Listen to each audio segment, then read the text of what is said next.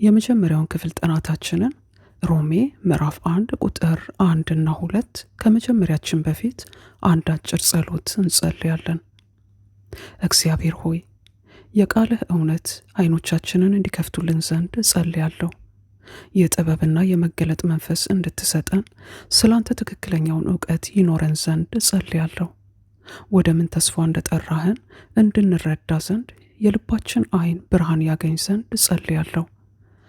ከዚህ ትምህርት የምናገኘው እውነት ልባችንንና አይምሯችንን እንዲቀይርና ሁል ጊዜ አንተን እንድንከተል በኢየሱስ ክርስቶስ ስም እጸልያለሁ። የቀረው ጊዜያችንን ሁሉ አንተ ተቆጣጠር። በጌታ በኢየሱስ ክርስቶስ ስም አሜን። የመጀመሪያው ክፍል ጥናታችን ሮሜ ምዕራፍ 1 ቁጥር 1 እና 2 እንዲህም ይለናል። የኢየሱስ ክርስቶስ አገልጋይ ከሆነው ለሐዋርያትም ከተጠራው የእግዚአብሔርንም ወንጌል ለማስተማር ከተመረጠው ከጳውሎስ የተላከ፣ ይህም ወንጌል እግዚአብሔር በነቢያት አማካይነት በቅዱሳት መጻሕፍት አስቀድሞ የሰጠው የተስፋ ቃል ነው ይለናል። ጳውሎስ ሰላምታውን የሚጀምረው በማንነቱ ነው።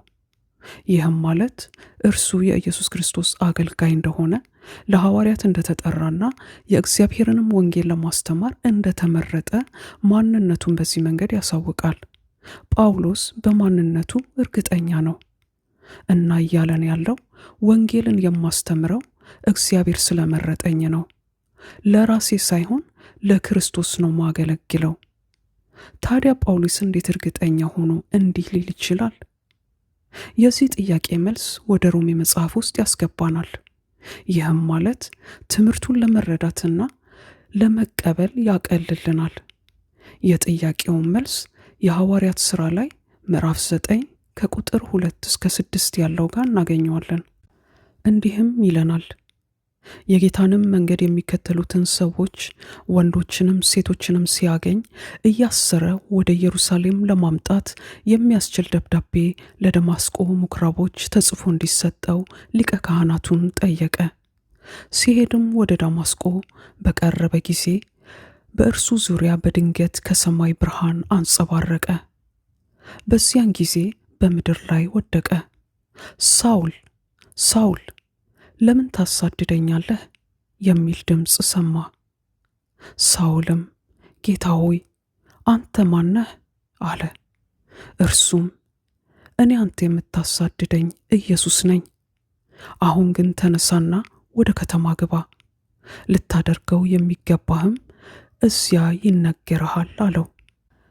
እና በዚህ መንገድ ነው ጳውሎስ ከኢየሱስ ክርስቶስ ጋር የተገናኘው።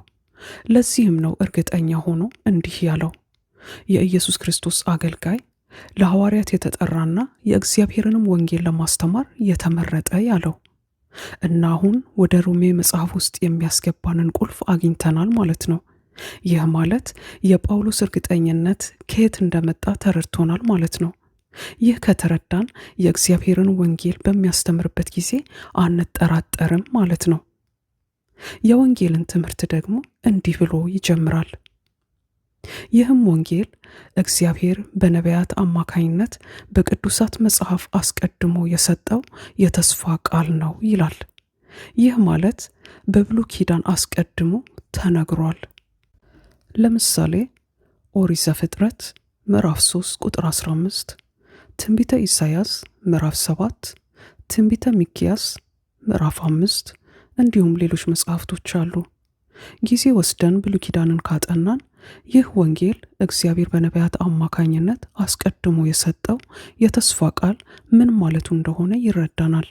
ለምንድን ነው ጳውሎስ ወደ ብሉይ ኪዳን የሚያመለክተው? ቀጣዩ ቪዲዮ ላይ እስክንገናኝ የእግዚአብሔር ጸጋና ሰላም ከእናንተ ጋር ይሁን።